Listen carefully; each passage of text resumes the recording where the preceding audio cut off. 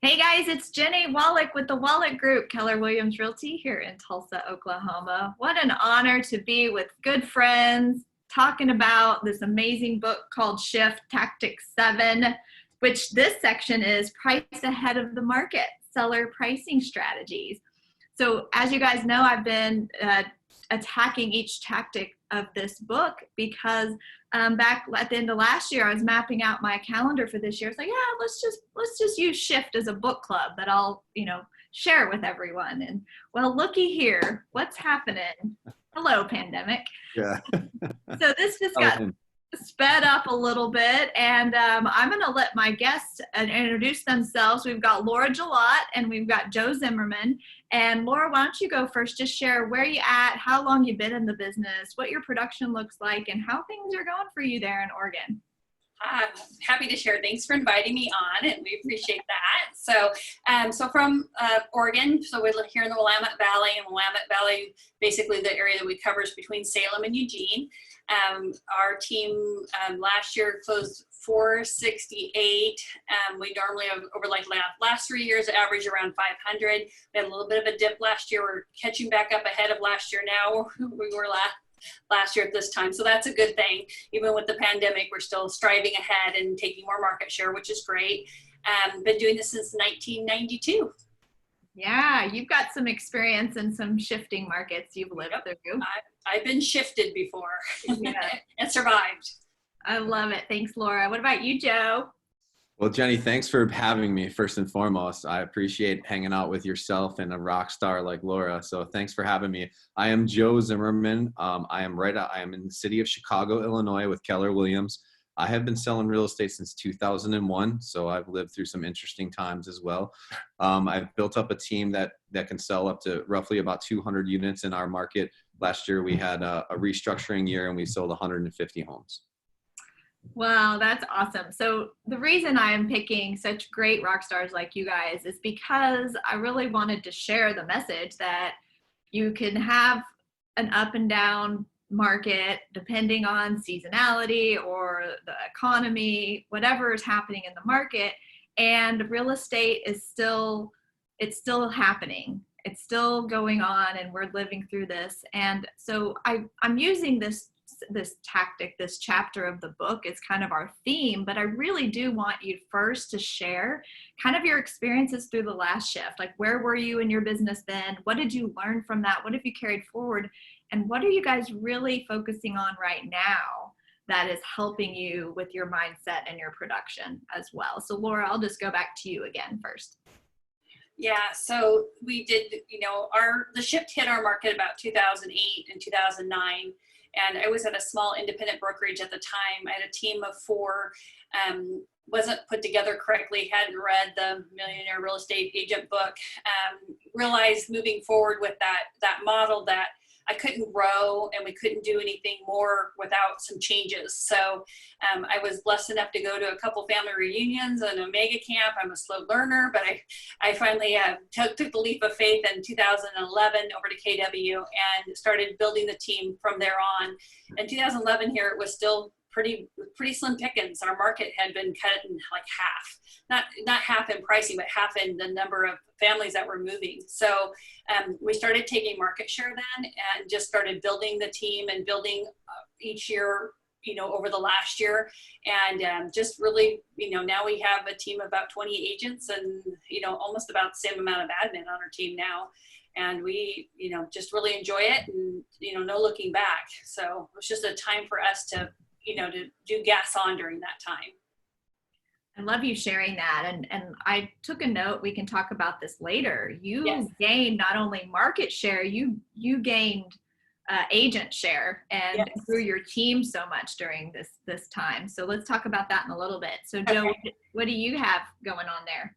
Yeah, I mean, for you? during, again, like Laura said, the market shifted pretty substantially, meaning in 2008 and 2009, meaning that, our values dropped anywhere from 30 to 60%, right? So it was a big shift being in a vertical market. The one approach that I did, just because, I wasn't new to the business, but I was only 7 years in. So I was still operating on talent. I had no systems or structures in place. I was just kind of running saying, yeah, I can relate to people and I can sell real estate. I can do that. So the one thing that I did that really changed my trajectory forever is I went and talked to the most successful people that I know inside and outside of the real estate industry and said, hey, the world's coming to an end, right? What am I supposed to do now? And the advice that I got from all these people was, hey, the fundamentals, right? The fundamentals of your business will always catapult you no matter what the market does. So focus on the fundamentals, obviously, cut expenses, the best that you can, but do not get away from the things that you are doing that got you to where you are. So I really came out okay, as far as the last shift is concerned. Our production my production at that time, I was kind of by myself, didn't really go down too much, but literally I just focused on the fundamentals. Thank you for sharing that, because of course I wrote down E to P. You definitely went from your entrepreneurial self and you got purposeful. And I know both of you very well. You're both caring, generous, kind people. And you see that a lot in real estate agents. We are nice enough and people will work with us. And whenever there's a dip in the market or real estate business in general, that's where people end up getting out, is because they can't run on their E anymore. They run out of gas over time. And so that's a great topic. Let's dive into that for a minute. This chapter is talking about seller pricing strategies, pricing ahead of the market. So of this chapter, I'm sure you're familiar with it. What are some of the tools that you pulled out of it to share with your clients? Mm-hmm. I know that was important for me to really understand, like, the wording, window of opportunity and pricing ahead of the market. What are some of the talking points that you guys get out of it? And whoever wants to go first can. Laura, go ahead. Okay. So, we started doing statistics with our database way back when. I was even looking through my thing. It was like 2008. It was probably even more than that. I probably lost a computer and some data, but that's always been super important to us to know where we're at. And so we would give our quarterly updates each quarter to our clients, and we always just wanted to be their resource. So they always knew what was going forth in the market, that we'd keep them, like they said, price ahead of the market. That was always been real important for us. And when we started going, downward, we were using the graph that's, in the shift book about, we need a price ahead of the market. We need a price below the shift mark. And we would show the graph of it dropping down, and that we'd need to get below that. If we just kept it right at market value, we'd miss the market and then we'd just go down again. Our market here is not going down. In our county, we actually are going up in price, and I can show you a couple stats. I can show you some things on that, how I do that. So I can share screen maybe a little later. And then, but the town next to us in Benton County, their pendings are actually showing that prices are dropping there. So I think it's just important to being the agent. Like, if you are not doing your research, you really don't know how to price ahead of the market. If you don't do the research, you really have to know the numbers and get the data in. It's just super important. Yeah, I love that. What about you, Joe? Yeah, very similar to Laura, except our market is not going up right now. Certain product is going up, but really the tools that I've been using is on page 152 and 153, right? Figure 37 and 38, giving the seller, basically the graph, right? When you pull this book out, right, and you show it to them and you say, hey, listen, I've lived through this before and I follow these strategies, right? And this is what the pros are telling us to do. And I'm a pro. It gives the consumer confidence. It gives the seller confidence of saying, like, hey, they've done this before. They know what they're doing. They're doing their homework, right? So that obviously, giving the graphs is one tool that I've used. The other tool that I've used is really visuals. As far as like the falling sword strategy, right? Like, hey, we have to get ahead of it. The sword is dropping right now. So, our median price point in the city of Chicago is about $450, right? So when you do the visuals and you do the math on them and you say, hey, listen, right now you're depreciating at about 1%, right? Over the last 6 months. So that's $4,500 a month, right? So if we look at this and we say, hey, if it's going to take us 6 months, if we don't price to the strategy, that's $27,000 in value that we just lost. So would you rather get ahead of this now, and get that value, or are you prepared to lose $27,000 in value? And having that data there behind you is a great tool, because then they're just like, wow, that this is the reality. This is where we're going. Well, that's exactly right. I wrote that down because it's either time or money. Which Right. do you have? So you get to pick. If you have lots of time, then, that's great. But however, your money may go down, because we have the graphs, especially on page 144. I love the idea. I wonder if anybody watching takes their shift book to listing appointments. That's brilliant. I love that. No, absolutely. I mean, obviously I'm doing it now virtually, right? But Right. if we're in a Let shifting me read market. to you from this book here. Yeah, exactly. Bestseller. Here's what the man's telling us to do, right? So. Yeah. Laura, if it's easy for you, and this is our topic, you want to share your screen? And yeah, I'll do that right now. So if you've got it easy to get to. Yep, it is. Let me just get it open here. Can you see that? Yep. Okay. Oh, pretty. So, this is what we're just doing on social media. So each week, we did this from quarterly now to weekly. So weekly, we're just putting down like what, and you see, we're in a small market. We're rural Oregon here. So in our county, we had that week 70 new listings, 36 under contract, 13 removed from the market, 30 closed. So we just been doing that each week since the pandemic hit, and just keeping everyone abreast of what's going on. So this is our little areas that we cover, and then they can click on the photos and kind of see what the market's doing. And so that's keeping them abreast. I just want them to know, because from the media, they're hearing like everything's closed down, there's nothing going on, there's nothing selling. And I want to say it's selling and things are still moving here in our area. I mean, just educate them that that's still happening. And then we took all of our seller classes that we used to do here at the office monthly, and we just did them all virtual. So now they just can log on to the Zoom and join us for the seller seminar, which we go over all the numbers and what's going on. And now we've moved that from once a month to twice a month. So just because it's just so easy to do, and I don't know if we'll go back to doing it back at the office. We might just stay virtual with that. That was been really a good move for us to do it that way, and a lot easier for our clients. They like it better too. And then these here are the quarterly updates that we do. So I just plug these numbers in each quarter, and then we just go quarter over quarter, what's been going on. So here's our Lynn County, went from 396 solds to 302 to 335 in that first quarter, and then what the pricing's done from 240 to 279, so that way they can see what's going on in the market, and then how many sales down the side, and then how many are active, how many are coming soon, how many are pending, what the average pending price is. And as I said, we've been doing this every quarter for all those markets for decades now. So everyone's expected to get this. And if I don't send it out or they miss it, they call me for it, which is a good thing. And then, here's me doing a little video. But I just tell them what the market's doing.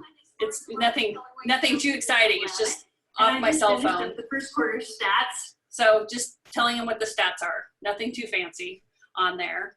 I was just trying to think what else I had. Oh, this is, I thought, really good for agents when they're doing their stats. Like here's Lynn County, and then so it says 2019 on one side and 2020 on the other, and it says this is what happened in the month of April. So in April last year, we listed, not just us, but the whole MLS listed 204 homes.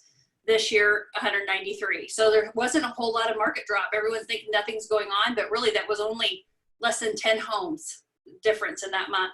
And then the average selling price last year was 284. The average selling price this year is 316. And then the pending part is that there's still in Q1, the end of first quarter, there was 255 pendings. Now there's still 255 pending, so it hasn't dropped. And the average pending price is 334. So we know in 2 months that price is going to drop below 316. You know what I mean? That you can see the pendings are above that. There'll be some little bit of dropping, but not much. But if you look over in Benton County, if you look over year in the month of April, it's pretty much flatline, 412 to 418, 419 to 420. And then look what happened to their pendings. They have 134 pendings, but the price has dropped to 386. So you can tell in that market next quarter, we're going to see a drop in prices. unless something majorly changes here. So, so in Benton County, you know, we're advising our sellers differently than we're advising them in Lynn County, because the graph's going a different direction. But no one tells you this. You have to look this stuff up. Right. You have to do your numbers on this. This isn't handed to us on a silver platter. You have to dig and go in and look for that. So anyhow, so that's just different things. And this is what I give our team week over week. This is just, you know, week over week stats. So we have last week's and then this week's, and then what our absorption rate is. So right now our absorption rate for our county is 1.8 months. So it's pretty tight market. So, and we know if it goes over 5 months from this other graph from the shift, that, you know, it's going to turn into a buyer's market, or over 7 months. But, you know, that, and it's been a seller's market for us for quite a long period of time here. We just had limited inventory. Although if some pent up, you know, houses happen from this, you know, people don't wait to put their home on the market and they all put it on and flood it at the same time when they open things back up. That may change things a little bit. And we have to get a little more aggressive with our pricing on there. So those are just a few things I wanted to share.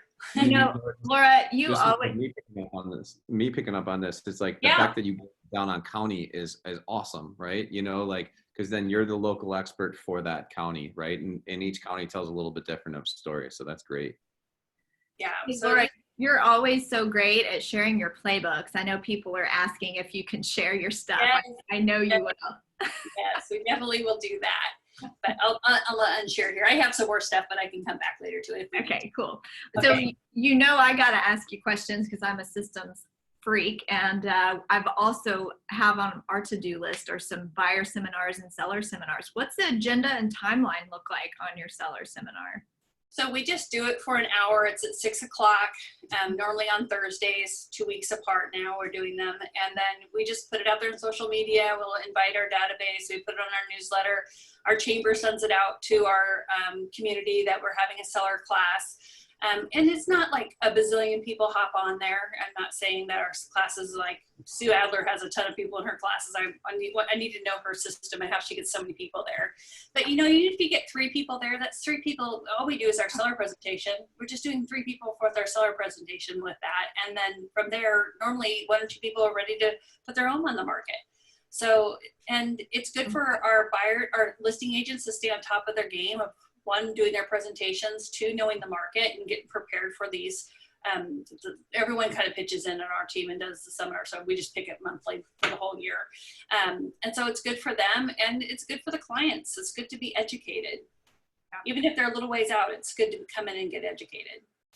So Joe, how are you guys kind of taking the current data, sharing it with your people, and also sharing it with your teams whenever you do this? Like Laura just pointed out, and lots of us are doing it now daily, looking at the stats. That arms our agents with the right language. Most of our agents on our teams were not in business back then, were they? No, absolutely. So how do you teach and train them? Yeah, I mean, what Laura was saying is I have the activity index, right? And then the absorption rate. And that really, I think, tells the two stories that we want to take a look at, right? Ironically enough, we were shifting before this happened. This has kind of just accelerated us into a shift. But, you know, the activity index being the active plus the pendings and then dividing it by the pendings, right? And then the absorption rate, obviously you can get that from your MLS and things like that, but it's just really kind of the actives divided by the solds, right? And what's that at? So our market's a little bit different. We don't have, I think Laura, you said a month, a little over a month of inventory.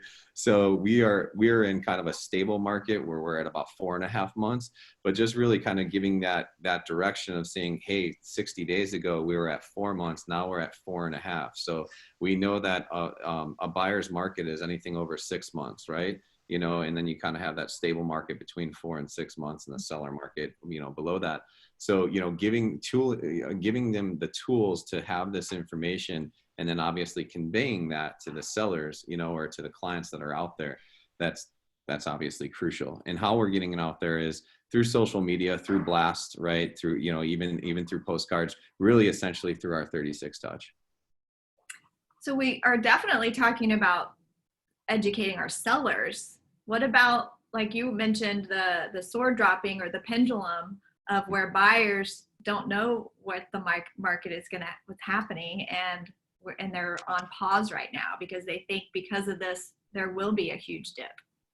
Yeah, I mean, so yeah, the perception from buyers and sellers are really not in alignment right now, right? So it's it's a little bit different, and that's probably our biggest battle as agents, is to get that perception a little bit more in alignment. So the buyer conversation is a little bit different.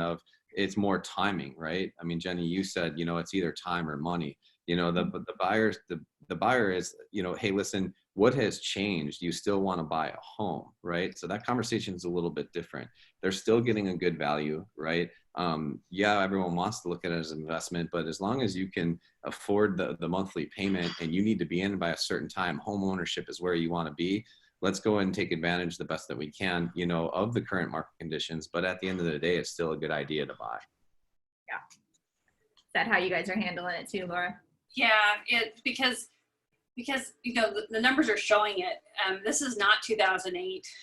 Someone described like 2008 being like a tornado that blew down all the buildings and it blew down real estate, and then we took so long for us to rebuild from that this is more like a huge snowstorm where the buildings are still there. It's snowing right now, and it's clogging things up. But once the snow melts, the market's still going to be there. So it's way different than it was from before. People have more equity in their homes. There's tougher regulations on lending. So I don't foresee I think the housing market pulled us into the recession.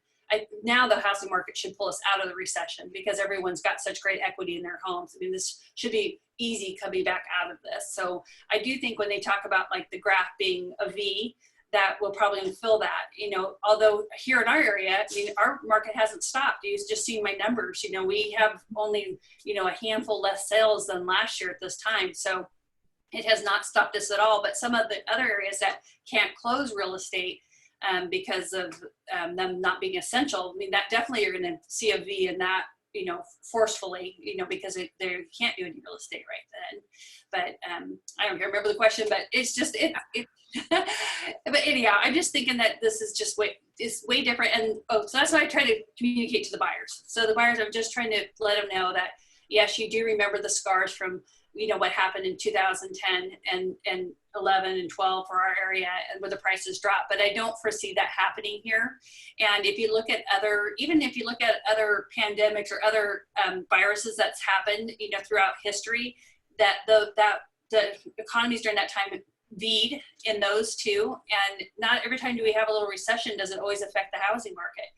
Only a couple times in history has it really affected the housing market. So it's what you're remembering is the exception, not the rule. And so waiting is what you may do by waiting is that the prices may go up 3 to 5% and the interest rate may go up 2%.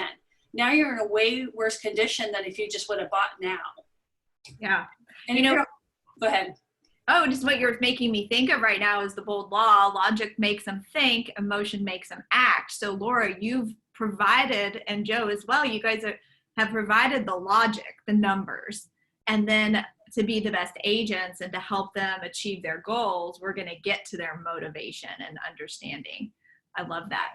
Yeah, I mean, they say that right in the I think one of the more powerful quotes in this book is the first quote, on page 135, where it says, the ability to learn faster than your competitors may be the only sustainable competitive advantage, right?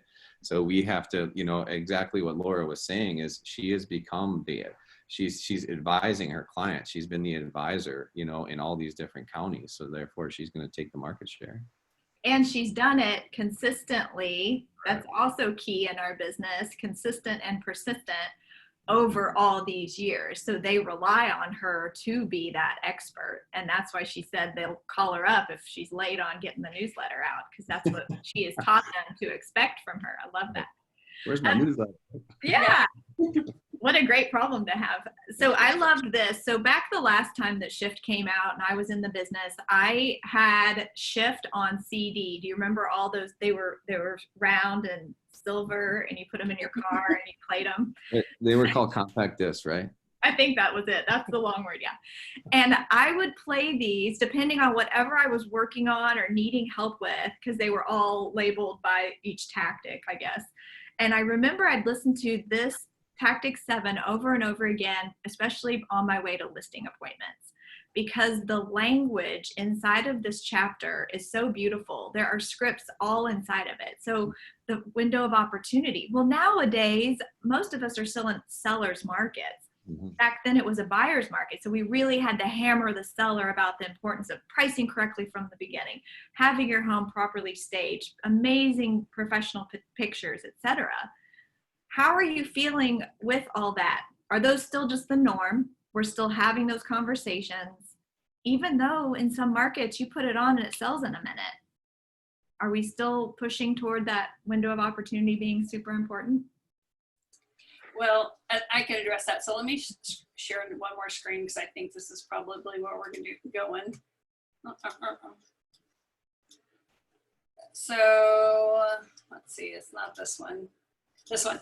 So we do this one a lot, and we do have it in our listing presentation, because what sellers I think don't realize is that line number 1 is what the buyer motivation is and what they think the perceived worth is of the home. And then number 4 is when the property starts getting stale, that the interest starts dropping down. So it is so important that, you know, they said in here, there's a tale of two markets. You know, they talk about that towards the end of the chapter, and that, you know, the properties that are in the market are getting multiple offers and getting a lot of activity, and they're hot potatoes.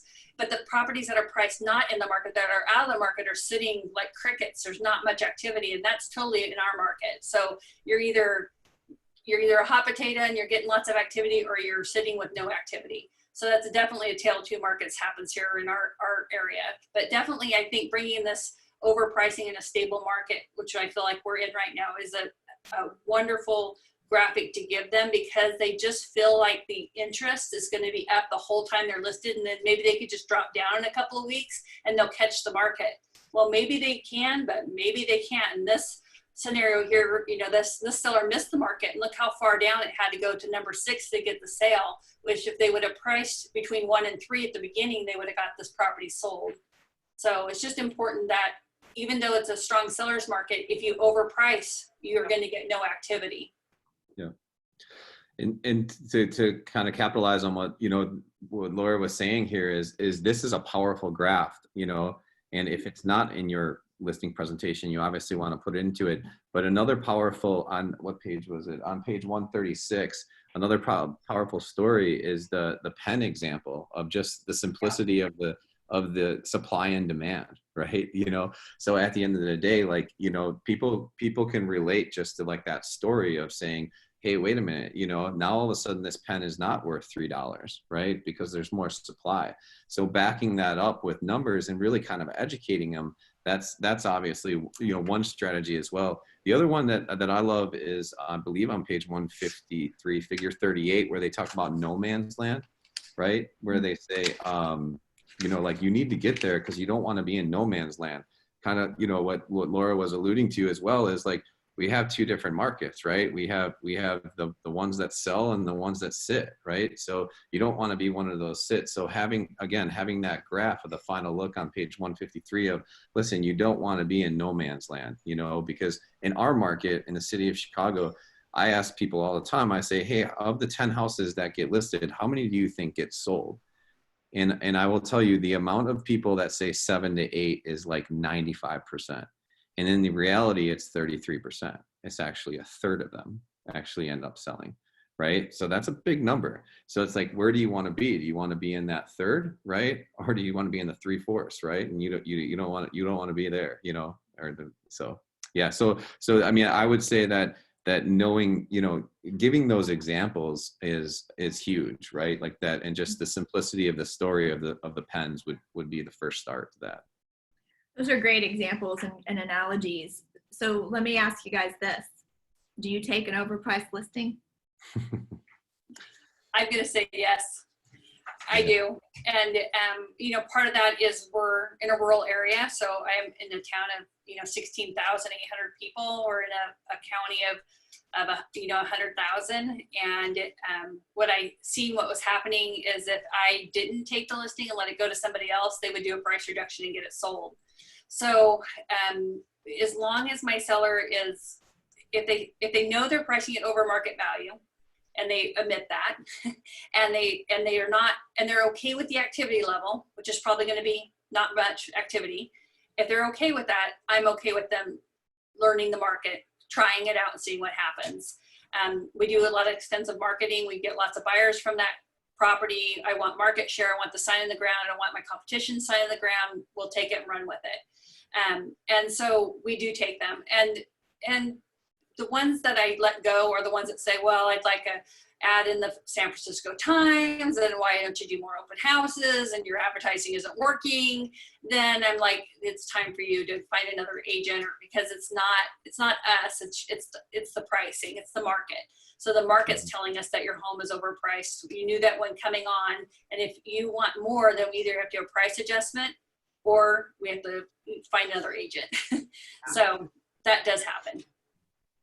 There's two schools of thought to it, right? Absolutely. And I don't think either one is right or wrong. I've taken them all the time. You know, I have done it, and over the last couple, probably 24 months, I do not, or I try my best not to, right? Just because for me, it doesn't make sense as far as the time and energy that I'm going to put into it. But at the end of the day, what Laura was talking about is if you go in there with a strategy of saying, hey, if we have, you know, and a couple people have, you know, obviously, if we have no offers in the first 2 weeks, or we have no offers in 10 showings, you know, we're, you know, getting an agreement up front, it's probably worth taking, you know, doing that and taking it. But at the end of the day, you know, my decision was, hey, you know, here's my walk away number. And if you're going to hit that number, you know, I'll be willing to take it, you know, but if not, I'm not going to. And it really goes down to my listing presentation. So, you know, I've always led my listing presentation by saying, hey, my job is to make sure you have a perfect real estate transaction. So with that being said, what does that look like? And if somebody says to me, hey, I want $1 million for my house, but it's only worth $750, then I revert back to that and say, well, I can't support you in your perfect real estate transaction, right? You know, I can maybe in 2030, but I can't right now, right? But at the end of the day, that gives me a default of going it. So like I'll go to saying, hey, this is the number that you need to list your house for. Or I just can't support you. So that's kind of my default. Yeah, and there's also a big difference. I think you're both saying the same thing, in that for us, if someone is nice, these were my rules in the old days.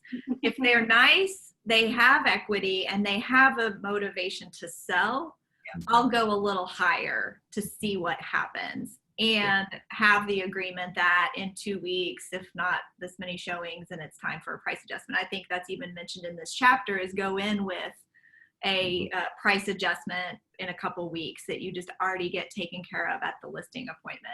Have you guys been successful in doing that over the years, putting it in the agreement? Yeah, we do it. We haven't signed a change order and already have it signed, and then have a date where the price will roll down, and we'll just tell them that's just for us, and we won't tell anybody, no buyers, they just know nothing. It'll just be for our information. But if we get to this date and we don't have any offers or anything, that we'd like to process it and roll it down. And normally they're okay with it, because their motivation at time is like, well, we just really would like to try this price. And if we don't get that offer in 2 weeks, then we did try it, and now let's roll it down to what we feel market value is. And most of them are agreeable to do that. Yeah, same. I mean, obviously, when you get them an agreement and get them the buy-in, it's obviously very helpful. So what if we're some newer agents are watching us here, and every client matters, every buyer and seller is, you know, hanging on by a thread to get through and have some production. And let's just get to it. Have you ever fired a client if they're not nice or mean? What do you think? Yeah, we can call them turkeys. Yeah. It ended up being turkeys. We just let them go. Turkeys, yeah. And if they're you're so sweet. I know, turkeys. Yeah, they're turkeys. But yeah, we just let them go. And you know, sometimes when that conversation happens, you're like, you know, I just don't think we're the right match for you, and we'll have you sign a termination. Sometimes they'll say, oh no, that's really not what I want. Like, I'm sorry, I'm kind of being a jerk. I'll stop doing that. So sometimes we get that, and we get things changed around with them realizing that because we want to exceed their expectations. And if we're not exceeding your expectations, then it's very draining. It's like, you want your client to be happy. You want them to be excited to talk to you and not be disappointed. So if we're feeling like we're disappointing our clients, it's just better for them to let them go than to make them stay. Yeah, I used to say something I learned in my early days. I remember GRI, remember that designation. I was getting the designation. I learned I'd rather tell you no now than let you. I'd rather turn you down now than let you down later. That's it. Yeah.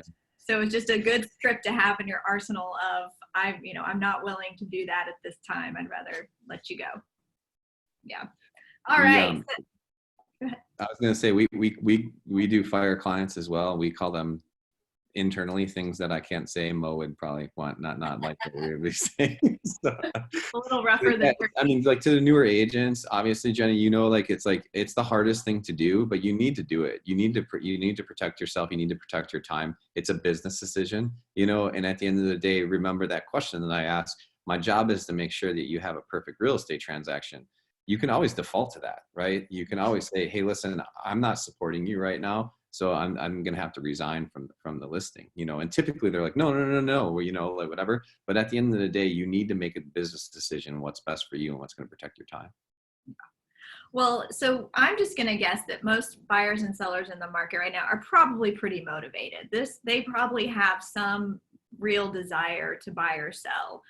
Are you always teaching and training your agents the importance of pre-qualifying and asking great questions to really understand motivation before we start spending time, money, and energy on people?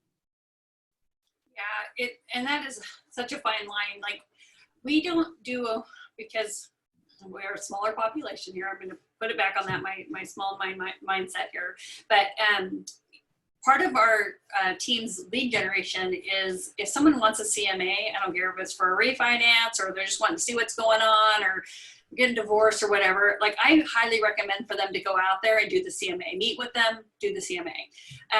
And because what I see happen a lot of times is that once they get that market analysis, they all of a sudden change their mind and ready to go on the market. So for me, turning down people that want a CMA because you're not ready to list today, we don't do enough lead gen here. We're relation-based real estate, so we wait for the phone to ring.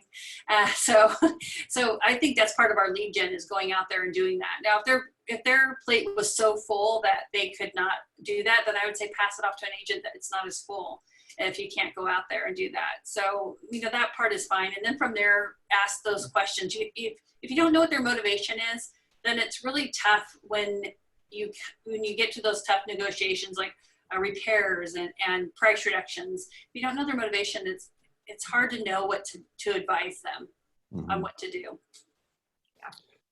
Yeah, I mean, to Laura's point, like, giving newer agents reps, right? We call them reps. Like, hey, get in the batter's box. Have the time to be able to get in the batter's box and take those swings, in practice, right? So not only by yourself, but on family members and stuff, and then real life experiences. So obviously, the newer agents, get as many reps as you can, right? And get as many, because at the end of the day, you're going to swing the bat to get a hit, right? So get out there and do that. But as far as questions are concerned, Jennie, I think that questions are the difference between a great salesperson and an okay salesperson is asking those powerful questions. So in our listing presentation, it's literally, 10 questions, and just asking those questions and writing down the answers and then advising accordingly. Ooh, I want to have that list of 10 questions too, please. I'll give it to you. I love sharing all this goodness that you guys have. Well, let's just start wrapping up and thinking through, is there anything on the topic of this tactic specifically or real estate in general that's just, something that you've been sharing a lot lately that stood out to you that would be lots of value to our watchers? Go ahead, Laura. Okay, well, I'm just going to say that this is the time that our clients need us the most. This pandemic thing is something new for all of us, but they need our assurance. They need our education. They need to know what's going on with the market. You need to be there for your clients, and most of them want to talk about it.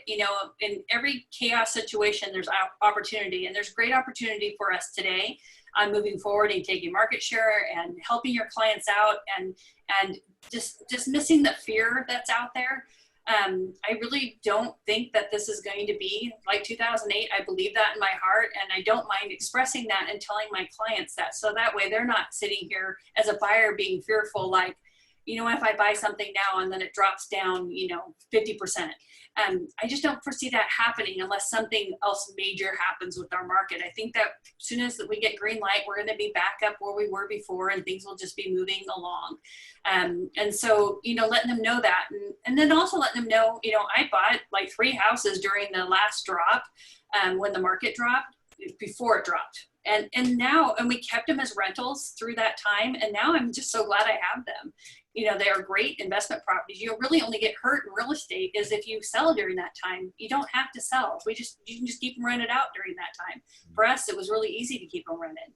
So, you know, even if the market drops, you don't have to worry about it. And if you're buying a house that you're going to be in for, you know, 7 years, 10 years, it's not going to matter. We're going to look back, you know, 10 years from now and say, I wish I would have bought 5 more properties this year. You know, it happens every decade. It doesn't ever stop. We always look back the last decade and say, I wish I would have bought more.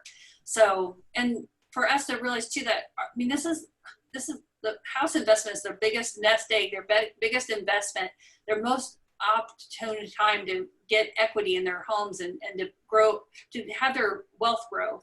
And for us to be, you know, pushing them away from that, or the media pushes them away from us, and then for us to say, put my head in the sand and say, yeah, I agree with them. I don't know if I would buy anything right now either.